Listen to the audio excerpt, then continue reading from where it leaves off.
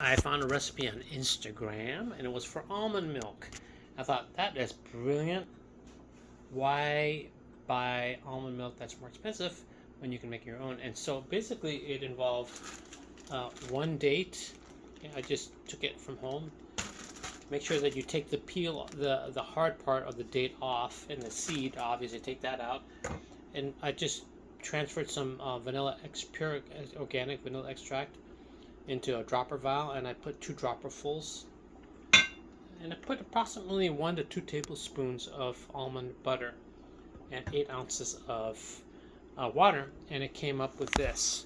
You know, when it comes to, I use a Vitamix, and so if you want to really make it homogeneous, it took about 30 to 45 seconds to do it, because you know you're breaking down an almond. I'm sorry, you're breaking down the almond butter, but you're also breaking down the date.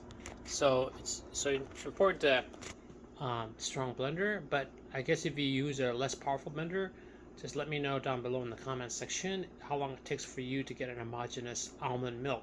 We tasted it, and my daughter rated it. I rated it as about an 8 out of 10 for almond milk. It tastes really good. What would you rate it, Alicia? What would you rate the almond milk? I don't know. Scale of 1 to 10? You said you would drink it all the time. Yeah. I'm having low blood sugar. Hold on. Okay. Are you gonna ask me? 8 out of 10.